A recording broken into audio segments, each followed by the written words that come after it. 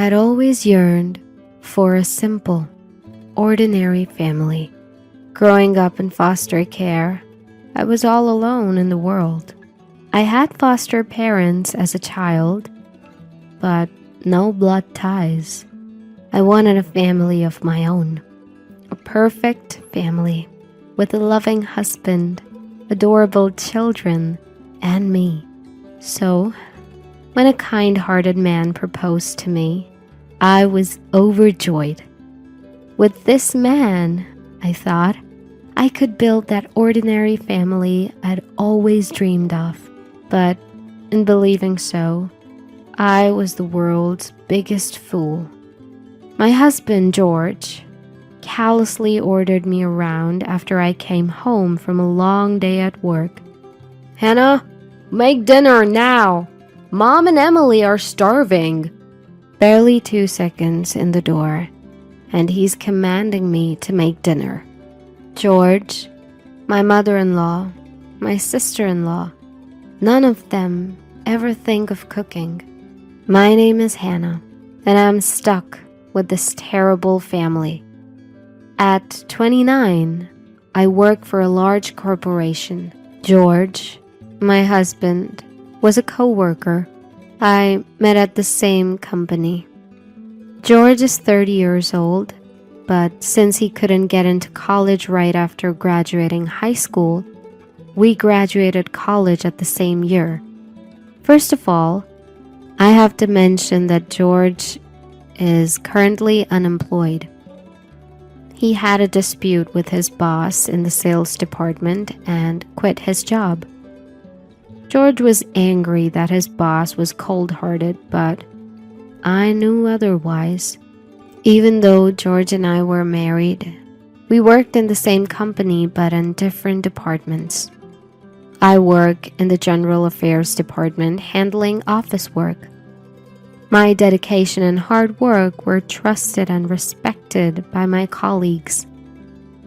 It was during this time that the sales department manager where George worked came to me for advice.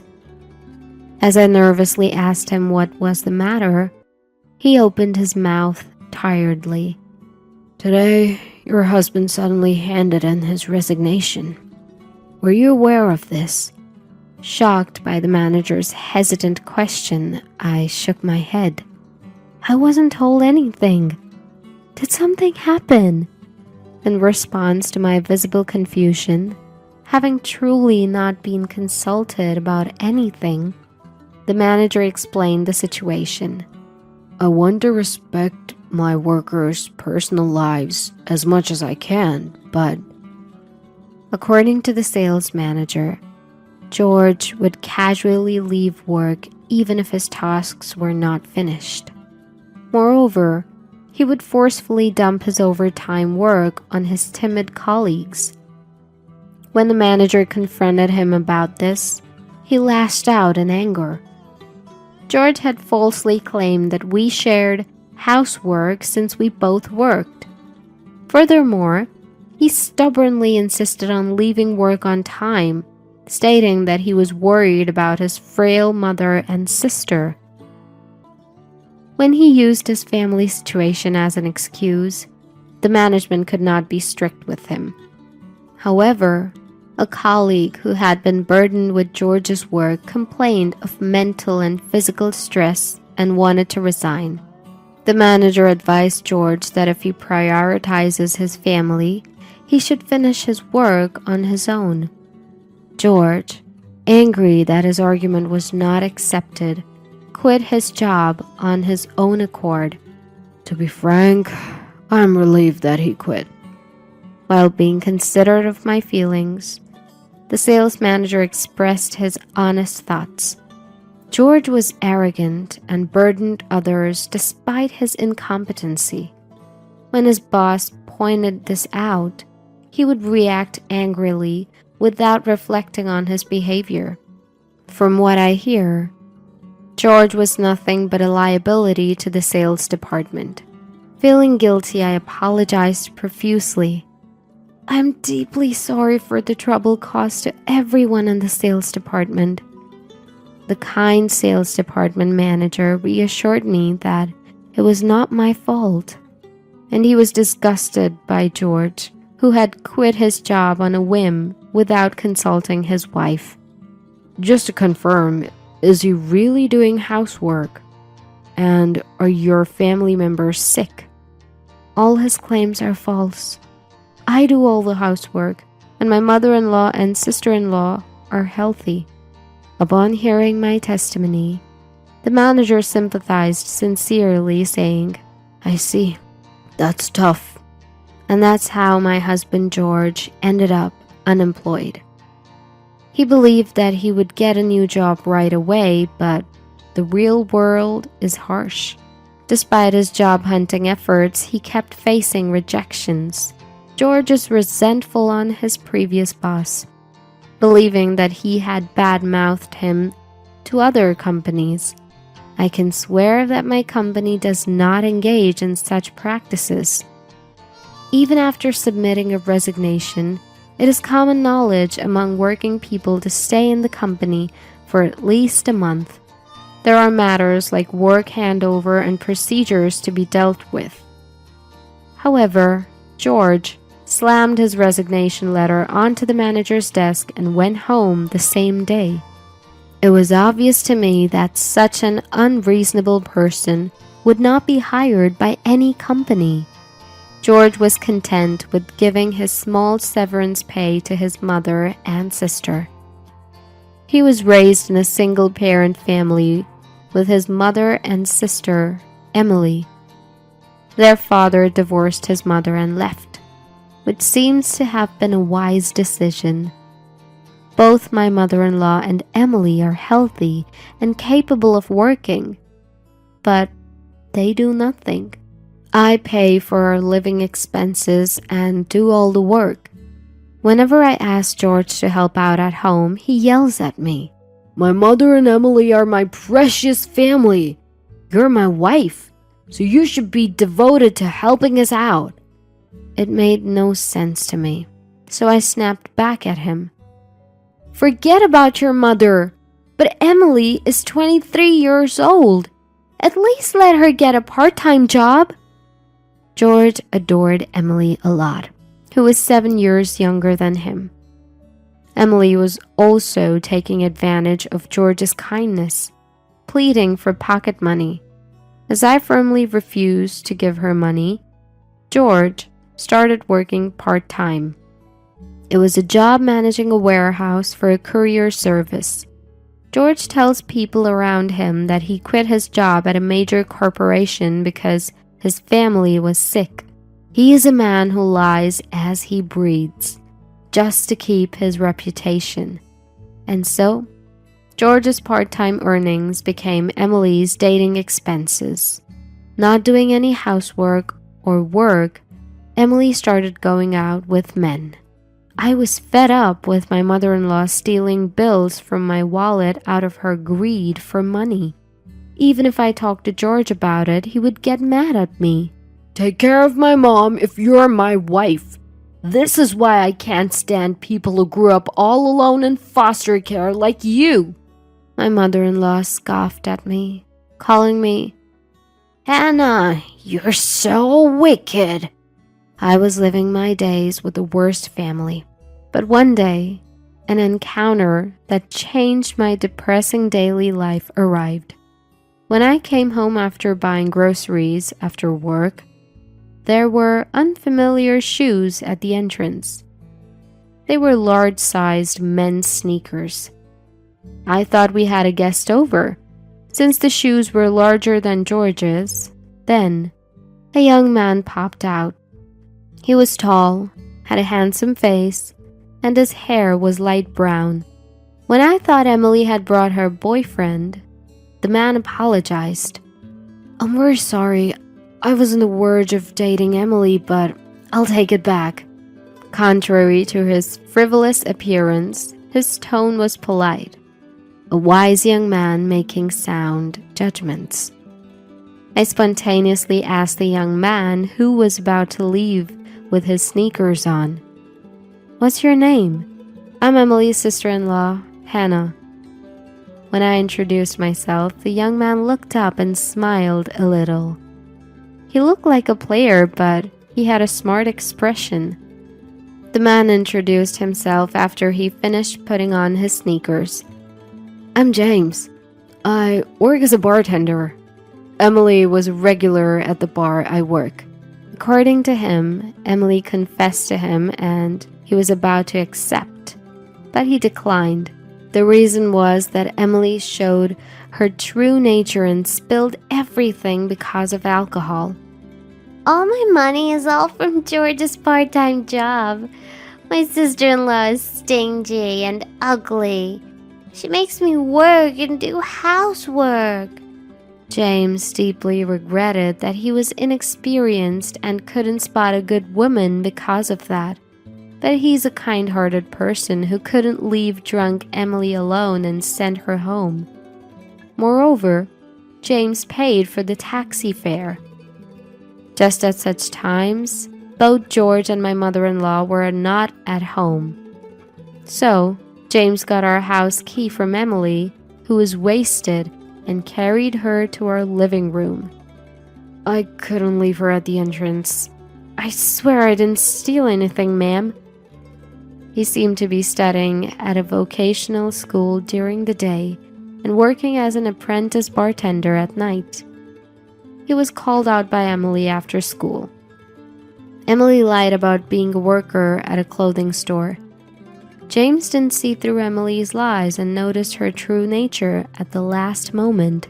He may look like a player, but he was a serious and sincere young man.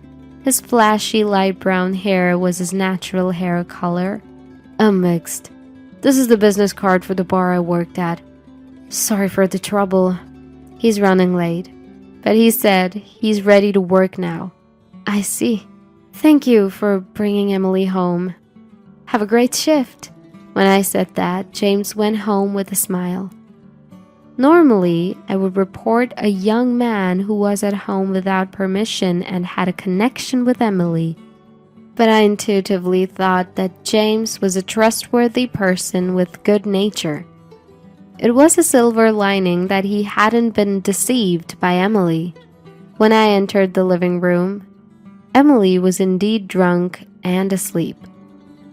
She was an annoyance, but to avoid dealing with a potential cold, I covered her with a blanket.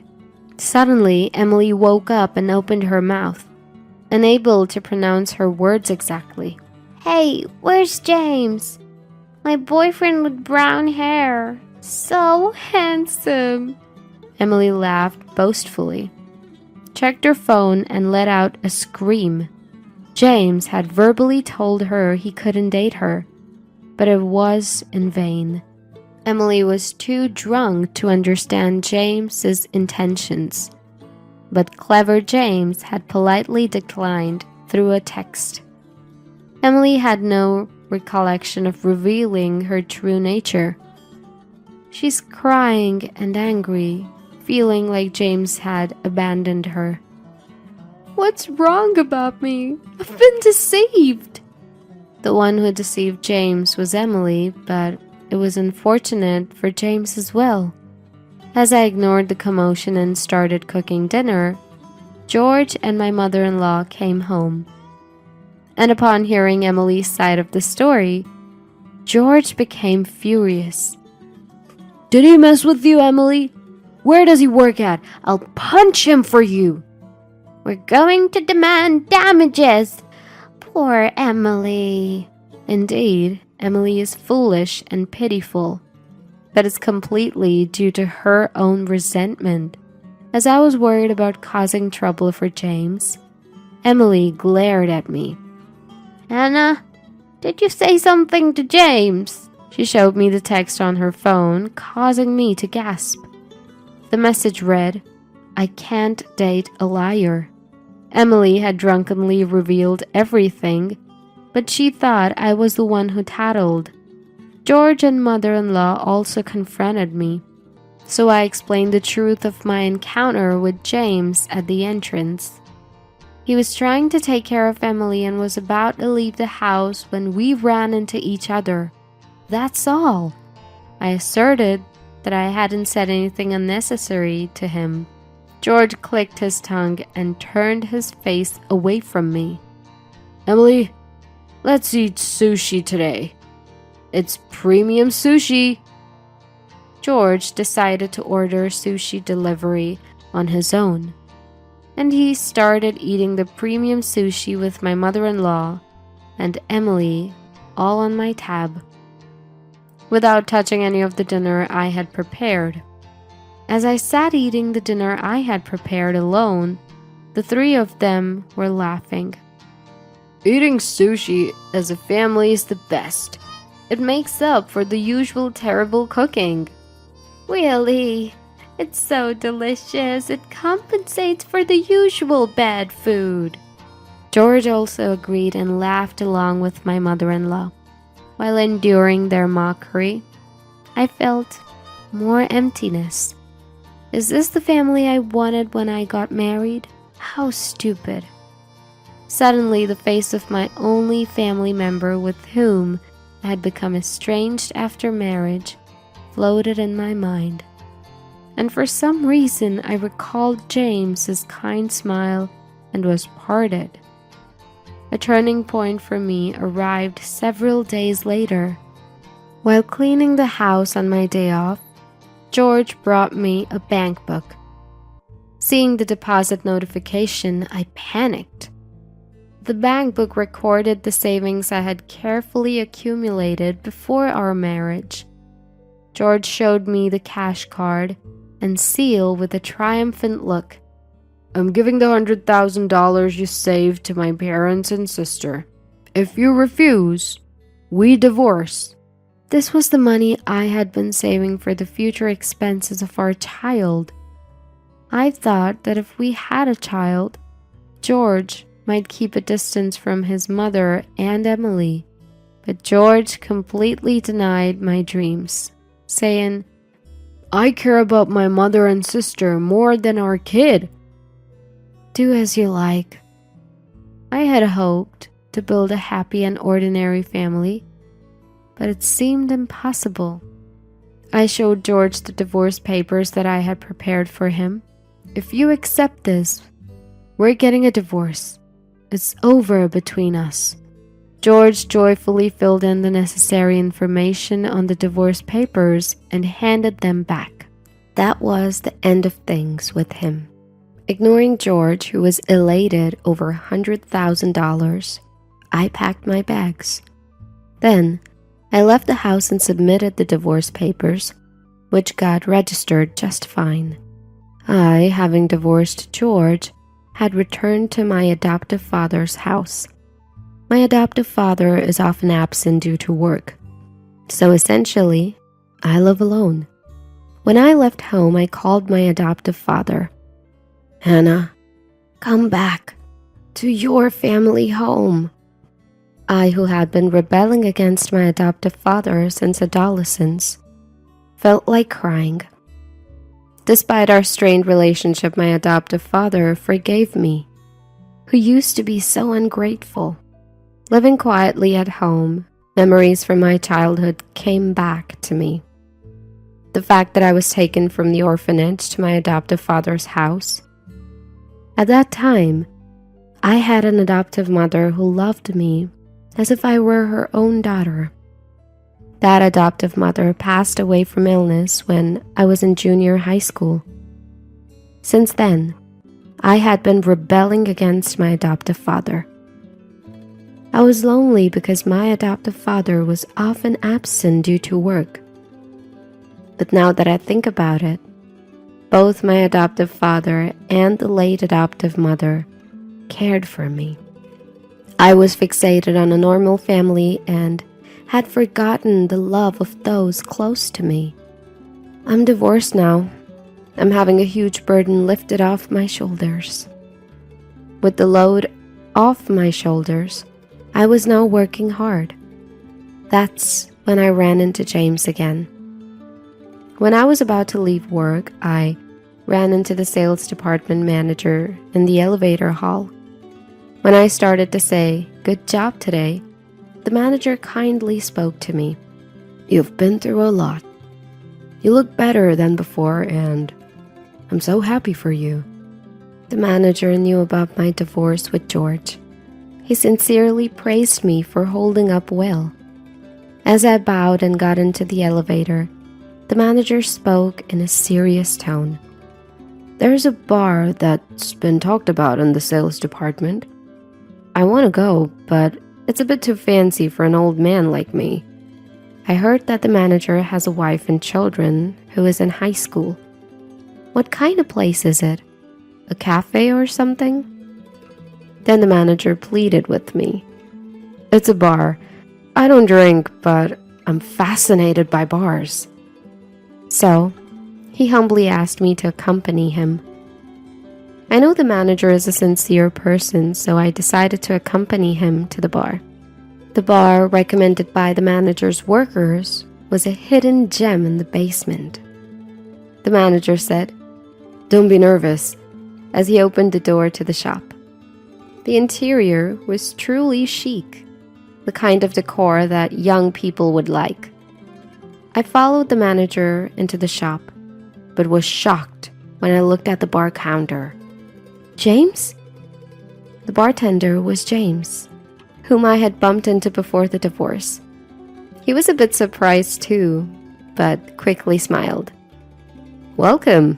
It's been a long time, Hannah." The flashy and handsome bartender's words made the manager raise his voice. "Do you know each other? The women in my department have been talking about a very handsome man working here. He looks like an actor." As the manager laughed, James seemed embarrassed. "Not at all. I'm just an apprentice bartender." "What would you like to order?" I'm not used to bars, so I ordered what James recommended. The manager ordered a non-alcoholic cocktail. The bar was quiet and the clientele were refined. James's father was set to be the owner. At first, I rebelled and went to college, but I ended up being inspired by my father's work. James prepped a cocktail and I announced that I had divorced. As I was drinking the clear blue cocktail, the boss was unusually furious. "That woman's ex-husband is outrageous. I should not have given him a retirement allowance." "Boss, did you get drunk on a non-alcoholic drink?" James prepared a mint soda, smiling at me who was forcing a smile. He offered the mint soda to the boss for free. The boss calmed down a bit and asked while drinking mint soda, "Hey, mister, do you send drinks from other customers? Like in dramas?" James laughed cheerfully at the boss who was asking seriously. I've never done it. Urban legend, perhaps?" I was having a pleasant time at the bar when suddenly my phone rang. I was about to step outside, but James told me it was okay to answer the call here. Upon confirming who it was George, my ex-husband whom I had divorced. I was annoyed by the interruption of the fun gathering, but I answered because the calls were persistent.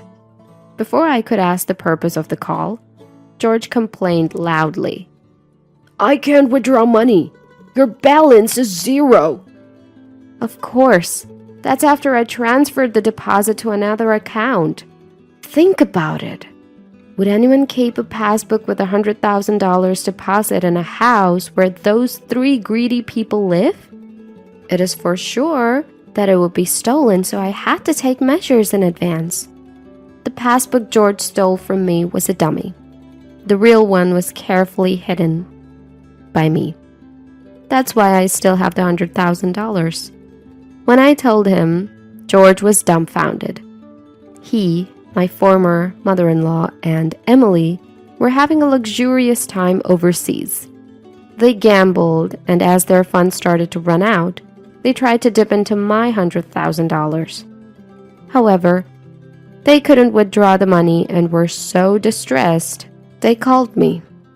George threatened me to send all my assets immediately. I refused. I handed over the passbook obediently. I also gave up the house in the property division.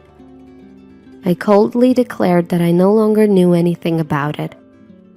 In the meantime, James asked me to lend him my phone. In front of me and the boss, he ruthlessly demanded George. There is a tab of 3,000 of your sister's drinks. I'm sorry, but please pay. After saying only that, James returned my phone to me. So work hard for your beloved mother and sister, big brother. George cried for help, but I hung up the call. When I apologized for making a fuss, James offered me a cocktail with a smile. It's on me. And a ginger ale for the boss. Let's toast the refreshing turn of events. James, the boss, and I toasted to George's miserable fate. From then on, George really fell into a hell of debt.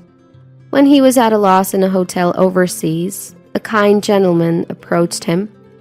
The gentleman was a president in finance and offered to lend him money if George was in trouble. George, who was in dire need of money, jumped at it without thinking about the interest. As a result, his debt ballooned to $500,000 and he was in a crisis. The kind gentleman even prepared a job for him to repay the loan. Now, it seems George is working on a fishing boat. Nobody knows where is at now. Emily and my mother-in-law had an obligation to repay, working from morning till night, except for sleeping. They sold their house and now live in a small apartment. I was living as usual at my parents' home. Today, unusually, my foster father was also there, so we were chatting. You're well prepared, pitching my ex-husband to the deep end. The one who lent money to George and effectively sent him to a debt trap was my foster father. He was a known figure in the financial industry, well-connected in various fields. George was on a family trip abroad with my parting gift. It was impossible with George's part-time job salary, but he sold all of my jewelry. George was ecstatic because he got a lot of money. He was having a blast overseas with that money. When I got married, my foster father told me to protect this one thing.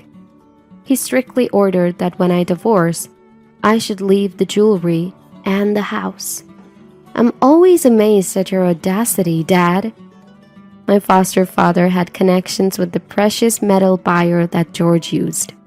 He had information that George, who sold my jewelry, was going overseas. You show up just in time in front of George and you see through everything. I have sources. I also know you're getting along with the young bartender. I nearly spit out my tea laughing at what he said. After George's uproar, the manager took a liking to James, so he brought other colleagues along to the bar. That's when my boss said to James, James, do you have someone you're interested in here? Be honest. Directed by my manager's leading question, he looked at me while explaining. 23-year-old James had one-sided feelings for me. He seemed to have liked me since we met. James was self-deprecating about being immature and not being good enough for me. But the manager was adamant. James, you're a great guy. His looks and personality? Go and tell her your feelings. I tried to stop the manager's momentum, but I got confessed by James. I like you, Hannah.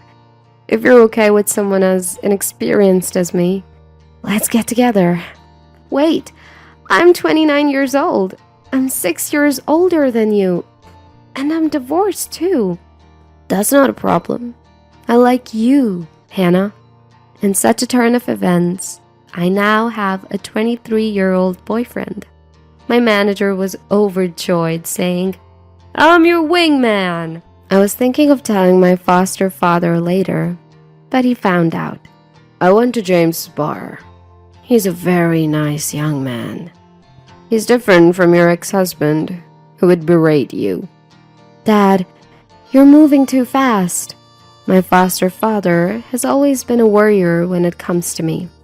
Although he is an extreme person who can do so much to George, who disrespected me, he is a kind father. I am more than happy to be this man's daughter. Thank you, Dad. When I told my foster father my feelings with a smile, he smiled back. Next time I take a break, I thought I'd go to the hot springs with my dear foster father. James will also be coming with us. I promised to marry him. Next time, James is going to greet my foster father. I'm sure my father and James will make a good family. I reported to my father with a smile that I was going to start a new family. My father smiled and said, "Congratulations, Hannah." All right then. If you're going to belittle me like that, you can forget about seeing your grandchild. The son, who had been incessantly asking his parents for financial support, sneered with a smirk that suggested victory. Sorry to burst your bubble, but I am cut above my sister here. I have a steady income, and I don't need Mom to bail me out anymore. If you want to cut ties, feel free. We won't be showing you our kid, even when we have one. Please keep your distance from our lives. And don't think about crying to us about your retirement expenses, because we won't pay a dime. Having had their say, the two left. In the end, just as my daughter predicted, all they wanted was to leech off of me and live a luxurious life. They even stooped so low as to exploit a parent's longing to see their grandchild. I won't let them manipulate me anymore. My name is Mary. I'm turning 54 this year. After having 2 kids, I divorced their father and managed to scrape by on the child support payments he provided. Thankfully, I was able to return to my previous job, which allowed me to make ends meet while putting a bit aside. I've tried to compensate for the absence of their father, but I was perhaps a bit naive in my approach.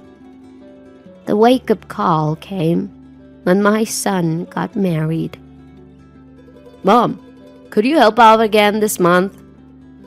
Well, I guess I don't have much choice.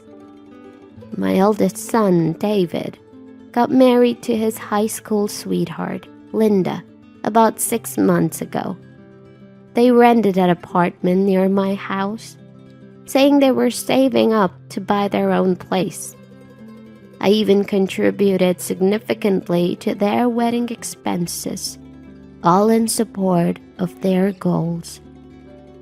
Still, David would make requests for money with a humble gesture, a plea to me, his mother. He'd talk about how his company was struggling, how his salary and bonuses were stagnating. He'd explain how Linda's parents were unwell and he had to send them money. All kinds of hardships were shared with me. The more I listened, the more I felt he was being a bit naive about his role as the family breadwinner. Nevertheless, I continued to give him money for about 6 months after their marriage. Since we lived nearby, they would often come over. We'd frequently share dinners, and I assumed David was bringing Linda over to my place. Despite being newlyweds, they seemed to prefer spending time with me rather than themselves. I even hinted at this once, but Linda only responded with, "Your cooking is so good. Mary, I could eat it every day." Although I was flattered, Linda never showed any interest in learning my recipes or helping me cook.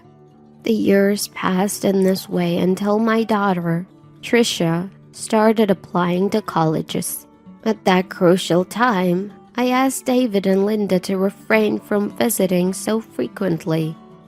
Yet, They continued to ask for financial support, and once the college applications were over, they were back to their usual frequent visits. Around that time, Trisha and Linda started having disagreements. "Mary, your financial help has really saved us. The economy is so tough, and David's company isn't doing well." "But that bag you're carrying, Linda, it's designer, isn't it? You seem to be doing pretty well for yourself." "Come on, Trisha, this isn't that expensive." "Besides, you always butter up Mom for money. And Linda, don't you ever think of getting a part-time job or something?" Trisha, that's rude. "Who's being rude here? Don't you feel ashamed relying on your parents for money?" Well, I do feel sorry for Linda because I'm not earning enough." "No, not to Linda, to Mom."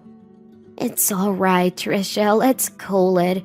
We're all going through a tough time. Let's be understanding." It wasn't the first or second time Mary had to mediate between her children like this during meals. I understood Trisha's complaints, but I believed they just needed to endure a bit longer. Mary trusted they would soon say they could stand on their own feet and wouldn't need any more financial support. Above all, she didn't want to burden her children with money issues, especially without a father figure around. These were some of the thoughts running through Mary's head. As Mary finished dinner and started cleaning up, she heard Linda from behind. Excuse me." Mary turned around with a smile, thinking that the moment I had anticipated had arrived. Linda's words froze my smile. "Thank you so much for your support, Mom. It's really a big help." "It's okay. I'm sorry Trisha can be a bit of a nag." "Don't worry about it. But I have a favor to ask." "What is it?" "Recently, I've been thinking about having a child, but I'm not confident about the finances."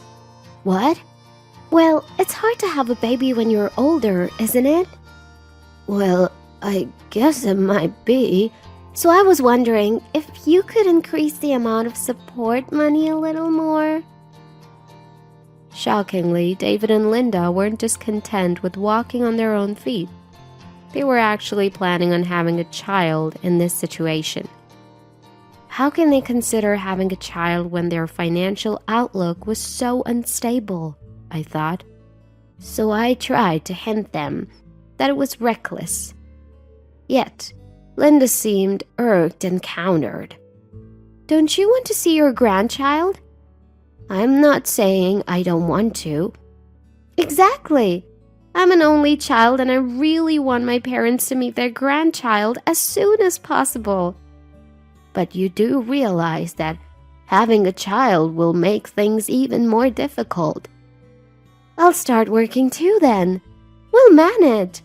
David has also reassured me about this." Despite my advice, Linda insisted that everything would be fine and there was nothing to worry about. As a result, I ended up increasing my monthly allowance to them from $1,000 to $1,200. When I told Trisha about this, she was indignant, insisting, "Mom, you're definitely being duped by them." But I still dreamed of the day when the two would become independent. A few years after I increased the allowance, David came to our house alone. Apparently, he knew I was off from work that day and seemed anxious to discuss something with me. Is Trisha here? "I think she's studying in her room. Why? Do you need something?" No, it's okay. I just have something to ask of you, Mom. "I hope it's not bad news." Well, I was wondering if you could increase the allowance a little more. I had kind of expected it from David's demeanor, but I was utterly disappointed that both he and Linda just kept asking for money with no remorse. I let out a heavy sigh and finally, in a loud voice, reprimanded David. "Enough is enough! How long do you plan on relying on your parents?" No, you're misunderstanding. Linda has been getting tests done at the hospital. Hospital? Is Linda sick? No, not like that. She's been getting tests done for childbirth, and it's turning out to be more expensive than we thought. We're short on cash. That's why I told you. It's not a good idea to have a child without proper planning. What will you do if something unexpected happens? If the child gets injured or if one of you falls ill? You can't just say, "We don't have money." You don't think everything will be fine just by begging me, do you? Don't get so angry. I didn't know the tests were going to be so expensive. Isn't that odd? I turned around at the sound of the sudden interjection to find Tricia, who had seemingly been in the living room for a while. David made a sour face, trying to shoo her away, but Tricia stopped him from saying anything and approached him. What kind of tests are you talking about for childbirth? If she's pregnant, can't you check it with a pregnancy test? What test is it? I don't know. Linda went alone. I just heard we don't have enough money. Why did you let Linda go to the hospital alone for such a serious matter as childbirth? Normally, couples go together to listen to the doctor, don't they? David, you have the day off today, right? Don't butt in. You're just a kid who knows nothing about pregnancy. The one who doesn't understand what even a kid does is you, David. There was some arguing, but David couldn't refuse Tricia's points and reluctantly left. While I thought Tricia had a point, I told her, "Isn't it okay to cut them some slack considering their situation?" To which she sighed at me. "Mom, are you serious?" "What do you mean?" "They just want money. Their reasons are surely fabricated."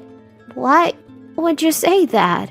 Unable to hold herself back, Tricia went back to her room and returned with her smartphone. She showed me several pictures. It was Linda's bag. Linda claimed it's a cheap one, but I think it's real. She made fun of my bag, saying it's pathetic, and laughed. "This bag costs $1,200? That's the same as the monthly allowance." "Yeah, and it's a high-end brand. And no matter how cheap it is, she had a different bag each time she came over. I think she's just spending the allowance on these kinds of things." "You might be right. Linda did have a lot of different bags." "She was laughing behind your back, calling you a fool for not noticing. You wouldn't know." Then Tricia showed me a recording. It was a conversation between Linda and Tricia, recorded when I was at work and Linda had come over to the house. "Tricia, I know you don't carry anything but cheap bags, and you're not interested in money, right? Could you ask your mom to increase the amount she's sending to me? Didn't you say something like this before and got some money from Mom? Just an additional $200 isn't enough. It's $1,200, okay? She thinks she's taking care of her son and his dreams for just $1,200? She could at least give us more, since she might get to see her grandchild." How audacious! Don't you understand it's better for the world if young people spend the money instead of the old hoarding it? "Hey, Mom. Are you still going to keep sending them money after they said all this?" Her voice unmistakably clear. Tricia had secretly recorded their conversation on her phone that was stashed in her pocket. Upon hearing it, I felt both disappointed and deeply sorry for Tricia. She had been exposed to her brother and his wife begging their own mother for money. It was a wake-up call. I resolved to have a serious talk with David and Linda. "I need to talk with David and Linda. I'm glad.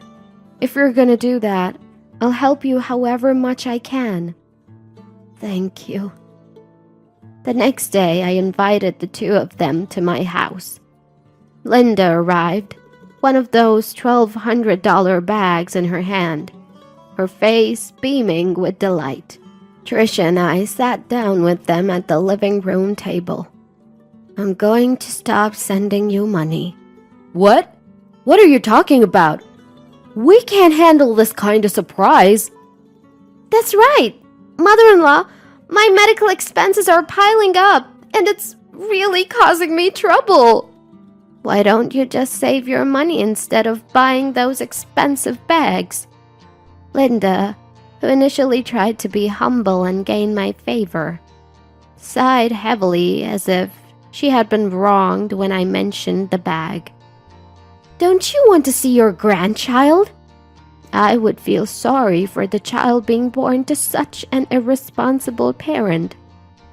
Are you saying that even though your son is in trouble, you're not gonna help us? I've been helping you enough. I've been sending you money for 10 years now. David, you should stop this already. It was you. You must have said something to Mom. Trisha has nothing to do with this. It's my decision based on your behavior. As I firmly stated this, David and Linda fell silent. Seeing this, I felt relieved that we could end this after a decent conversation. But then, David laughed in a mocking tone and started shouting at us. Well, fine. If you're going to insult me like this, then give up on ever seeing your grandchild. What are you talking about? Weren't you the one who was disrespecting Mom? You kept sending me money because you thought I was useless, right? That's right. You kept paying us because you thought David was struggling, right? What are you trying to say? Sorry to break it to you, but unlike you, I'm actually competent. I've been earning my own money, so I don't need Mom's help. Feel free to stop giving us your petty cash. You're blaming us, but you're just saying you can't go on without the money, right? Yeah, that's right, but don't come crying to us for money from your old age expenses after showing us this attitude. And even if we do have a child, we won't be showing you the baby's face. Never interfere with us again. With these words, they left with a bang. As it turned out, Trisha was right. They were simply trying to bleed me dry and squander the money. Worse, they exploited my desire to see my grandchild. Trisha was grinning with satisfaction as I sank into my thoughts. Don't worry, they'll be back begging in no time. But from now on, it's a new game, Mom. Trisha spoke with certainty. And she was right. Just half a year later, David, still in his work clothes, showed up at the house clutching his credit card statement. Listen to me, Mom. Linda's out there, spending my money on bags and wallets like it's nothing. Oh, why are you surprised now? That's cold, Mom. Well, didn't she always behave like that? Even when she was receiving $1,200 from me each month. $1,200? She said she was only getting $500. You didn't even know how much allowance I was giving to your wife, did you? That's disappointing. Indeed, I used to put the money in an envelope and give it to the two of them. I felt a headache coming on at my son's pathetic ignorance, not even checking the amount before using it. She's spending that $1,200 on all sorts of useless things, and our savings are depleting rapidly. That's how it's always been. I don't understand why you didn't realize it sooner. Mary replied, her words also serving as a critique of her past self. Perhaps by being in the same position now, David might understand a bit of how I felt. But ultimately, David couldn't stop Linda, and he would only rely on me for money. There was nothing I could do for my son, who complained and lashed out without a hint of apology. It seemed that their quarrelsome days continued. Unable to stop Linda from spending more than her income. It was no surprise, considering they were unable to save, even though they were receiving $1,200 a month for free. As I observed their poor financial management, I couldn't help but wonder where I went wrong in raising them. I just kept going, doing as Trisha told me to. "Mom, I didn't know you moved," was the message I received about 10 days after the move. Trisha had anticipated that David and Linda would come asking for money again. And so, as a precaution, we sold our house and moved to an apartment with easy access to Trisha's workplace. Of course, we didn't tell the two of them our new address. Just as Trisha had predicted, they came to our old place and, finding us gone, sent a frantic mail. I received a flurry of apologetic mails from David, mixed with preaching about how he wouldn't care about my old age or his children's future. If they're this desperate, I wonder if they have also been rude to Linda's parents. That's not likely. Linda's parents are just like her, always asking for handouts, Trisha told me, sharing some information she'd learned about Linda's family. From the $1,200 I used to give her, it seemed Linda had also been passing on some money to her parents. It finally made sense how they could spend so much each month. And now, with their disposable income finally gone, it seemed that David and Linda were being pressed for money by Linda's parents. I was speechless at how my son and daughter-in-law could still think of relying on others after all they had gone through. Seeing the emails I'd received, Trisha laughed and said, "I told you so," before promptly blocking them. I felt neither sympathy nor pity for David and Linda, even if they apologized. After all, they were so proud of their good income and qualifications, so they should work hard together. I've caused Trisha enough trouble over David. I've been helping him out, even dipping into my savings while working. But I have done enough. From now on, until Trisha finds a good partner, we'll support each other as mother and daughter.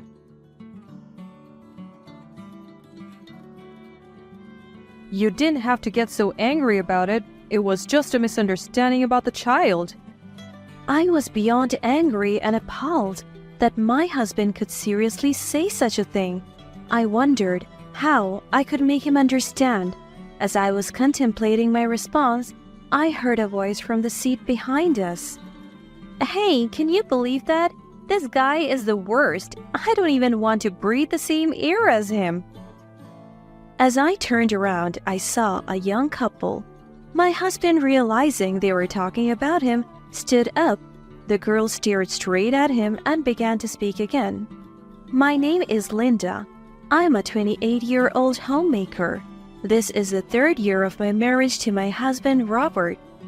Even after 2 years of marriage, I couldn't get pregnant, but around the time we were discussing visiting a gynecologist next month, I found out that we were pregnant. During my pregnancy, my husband Robert took excessive care of me. Not only did he carry heavy things for me, but he also accompanied me whenever I went out. He read parenting magazines, suggesting which diapers were best, and promised to take care of any nighttime crying. My mother-in-law was also very kind. 2 years ago, when my mother passed away, she worried about me because I chose not to go back to my hometown, so she also tried to help me in any way she could. I was filled with happiness. thinking that they would love our child even more once he or she was born. However, reality would betray my expectations. The day I went into labor, I contacted Robert immediately since he was at work. Even though he claimed to be in a slow season, he didn't respond at all. This was the first time something like this had happened, so I endured the pain, filled with anxiety. About 6 hours later, I gave birth to a baby girl, but there was still no contact from Robert, and I was worried that he might have been in an accident. I told a nurse about this and she contacted my mother-in-law for me. She said she would come right away, so I was anxiously waiting. My mother-in-law arrived at the hospital room within about 20 minutes, and behind her was Robert, whom we hadn't been able to reach. I remembered having contacted him, but he was supposed to come the next day. Confused, I asked Robert, "Robert, where have you been? Didn't you see my messages? You know, I wanted you to be present at the birth. I was worried you might have had an accident." Robert frowned at my words and looked away as if he was uncomfortable. Unable to understand his attitude, I could only tilt my head in confusion. Seeing Robert not even looking at our child sleeping peacefully beside me, I started to feel anxious. Then, my mother-in-law, glaring at me, shouted out, "How dare you deceive us all this time?" "Huh? Deceive? What are you talking about, Mom?" My mother-in-law's face turned red. Robert, as always, frowned and looked away. "My son Robert is sterile. This baby is not his. You had an affair and now you're trying to make Robert raise that child?" "What?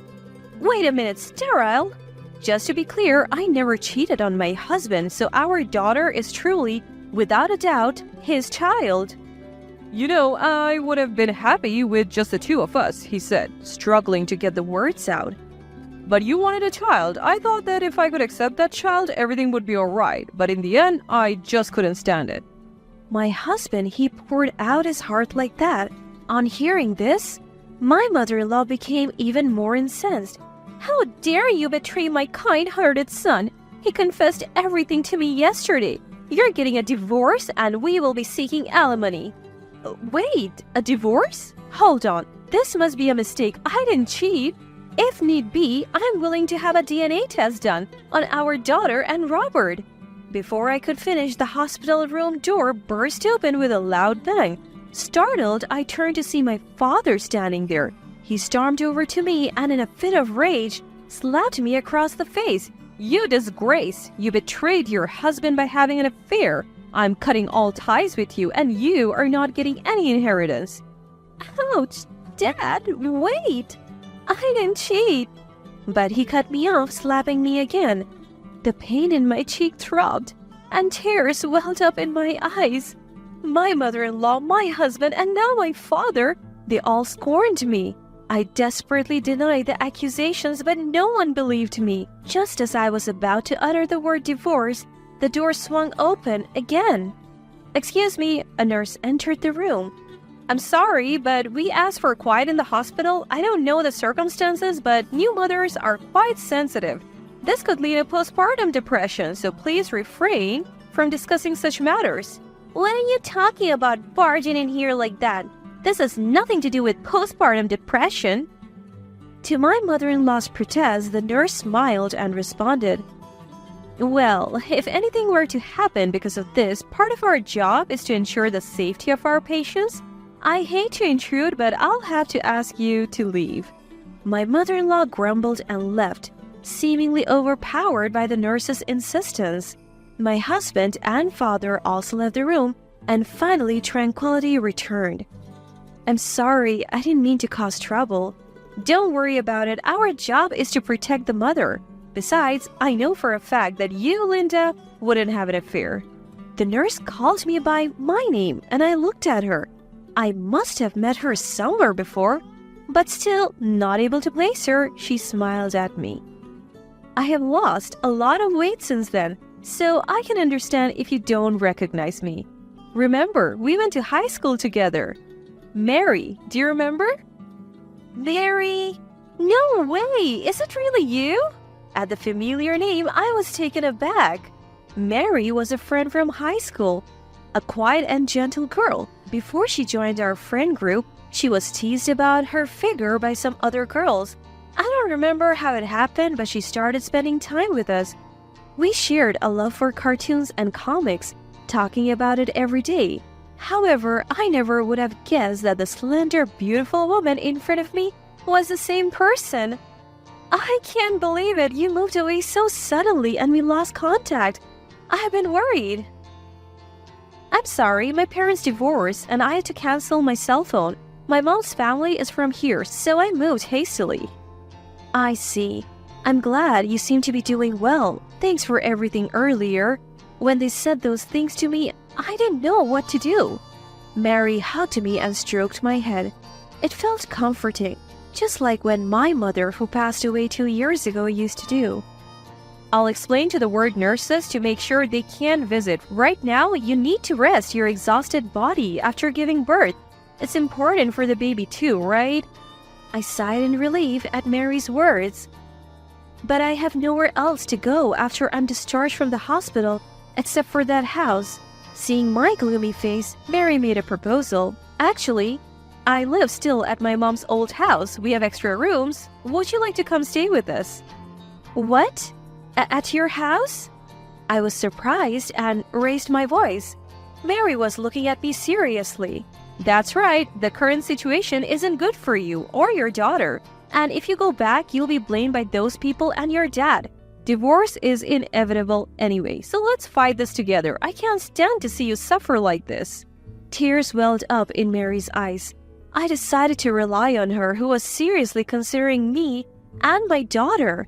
I got permission from the doctor and left the hospital half a day early. I told my husband that I would be discharged in the evening, but to be safe, I left from the back entrance and went to Mary's house. You made it. Here's your room. Please, take it easy for at least a month while you recover.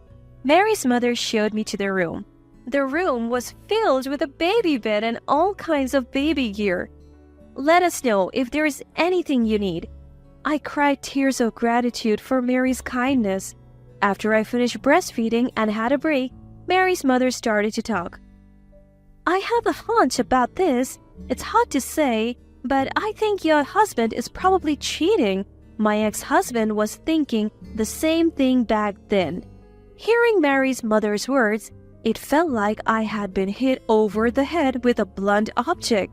But at the same time, I couldn't help but agree, because recently, there were many times when I couldn't contact my husband during the day. He works at my father-in-law's company doing sales. It's not a large company, so they were flexible, allowing him to work from home outside of client meetings when I had morning sickness and giving him time off for every prenatal checkup. However, he started telling me he was busy about 6 months ago, and I often went to the checkups alone. Even when I sent him a shopping list during the day, he often didn't read it. I didn't suspect him of cheating because he said he was busy and he was home every night, except when we were invited to my in-laws' house. A private investigator who helped me back then is my relative. He can introduce a lawyer as well. If nothing comes out of the investigation, that's good. But don't you want to know why he suddenly said those things? I nodded at her words. Mary's mother immediately contacted that person and they started the investigation the next day. About 2 weeks later, the information that the detective brought was just as Mary's mother had said. I can't believe this is happening. I burst into tears and Mary held me until I calmed down. The woman my husband cheated on me with was in her early 20s. She seemed to have joined my father-in-law's company half a year ago. She was a stunning beauty and all the men in the office were head over heels for her. Apparently, my husband was no exception. He ended up driving her home from a company-held summer party when she had too much to drink, and that's when their physical relationship started. After that, they would say they were going out for business in a day, but they would be at a hotel or her place doing God knows what. And what surprised me the most was that my mother-in-law knew about this woman and even welcomed her, apparently. She had been hoping for a granddaughter and dreamed of beautiful children when she found out the mistress was young and beautiful. She encouraged them to go on dates during work hours and actively cooperated. She even helped cover for him when he claimed to be on business trips and was actually vacationing or staying overnight with the other woman. The woman was even apparently going to a gynecologist to work on getting pregnant. It was dizzying. What a despicable bunch. Linda did nothing wrong. Mary was trembling with rage next to me, stunned. Linda, what do you want to do? Do you still want to continue this marriage after all this? No, I have woken up to reality. I am going to get him to pay proper damages. That's right. That's the way to go. We are with you all the way. Don't hold back when you're hurting. Just let it all out. I'll call the attorney now. Let's get ready. Mary's mother briskly began making preparations. The attorney went through the documents as soon as he arrived. This is unbelievable. Let's start with a DNA test. We'll clearly demonstrate that you have done nothing wrong. I nodded in agreement. We incorporated a DNA test into the divorce conditions along with providing proof. The response from my husband was a resounding no. It's obvious if they tested, it would prove his blood relationship with the child. His side was trying to avoid testing, but the attorney didn't relent and the test was performed. It was officially recognized that the child was his, and then I demanded a divorce and damages. Of course, I also claimed damages from the mistress. The mistress had only told her parents she was planning to marry the president's son. When they found out he was already married, they were absolutely livid. After they covered her share of the damages, they apparently threw her into a relative's motel. My husband, the moment the other woman was gone, refused to divorce. I was fooled. The only one I really love is you. When he said such clinched lines over the phone, I thought I was going to throw up. The attorney did his best, but the divorce discussions weren't progressing. So as a last resort, we decided to have a meeting with my husband and the attorney. The meeting could have been at the attorney's office, but to avoid any violent outbreaks, we decided on a diner a little ways away from where we live. The moment my husband saw my face, he broke down in tears. It was clear performance and I showed my disgust, but he was too absorbed in his own crying to notice. Now, about the divorce, why the hell is a stranger pushing the conversation forward? My husband's scream echoed through the diner. Well, he is my lawyer, isn't he? Don't yell, you're causing a scene in the restaurant. At my words, my husband looked dumbfounded for a moment but quickly broke into a laugh. Come on, we aren't divorcing, so why need a lawyer? Send him home and let's talk about our future, just the two of us. Come on, stop being stubborn and come back home. Your mother is waiting too. It was just a misunderstanding about the kid. You don't have to get so upset, do you? I was beyond angry at my husband, who could say such things in earnest. I wondered how I could make him understand. I was thinking of a reply when, "Hey, can you believe it? That guy, he's the worst. I don't want to breathe the same air as him." I turned towards the voice coming from the seat behind us, and there was a young couple. Realizing that they were talking about him, my husband stood up, but the girl just looked at him straight in the eye and said, "How can such a jerk really exist? Hey, promise you won't turn out like him." Of course, he is not only a failed man, but a failed human being too. Being ridiculed by someone much younger, my husband's face turned red with anger. What could you kids possibly know? Adults have their own circumstances. Stay quiet. How can you deny your wife and child? What kind of circumstances can justify that? I don't understand and I don't want to. The high school girl snapped back at him, and my husband was left speechless. I handed my husband the divorce papers and documents detailing alimony and child support. There is no point talking to you anymore. If you won't sign this here, shall we meet in court? Court? Wait a minute. Don't talk like that. If this goes to court, it could affect my father's company's reputation. The company of the man I'm divorcing is no longer of my concern. Hearing my words, my husband sank to the ground. He signed the papers in front of him and stumbled out of the restaurant. Afterwards, I submitted the divorce papers and was granted a divorce. I received a lump sum for child support and alimony, which helped cover my immediate expenses. As I was looking for a rental using that money, I was stopped by Mary. Mary confessed that she could not have children and did not have a desire to get married, but she loved children and wanted to at least witness their birth, so she became an OBGYN nurse. I know it's presumptuous request, but I would like to raise a child with you. Can I help you until you're settled in your life? I was very grateful for Mary's offer and gladly accepted. While my child was small, I decided to live at Mary's place. When I asked her why she helped me, she told me that I had protected her when she was teased a long time ago. When I said I didn't remember that, Mary laughed and said that was the good part about me. My father, who had made a nonsensical excuse when he learned the truth, was promptly cut off. About 2 months later, he sprained his ankle falling down some stairs. He called me asking to take care of him because he couldn't move, but I hung up after saying, "We have cut ties." Although parenting was overwhelming, I decided to live my life to the fullest while protecting my daughter.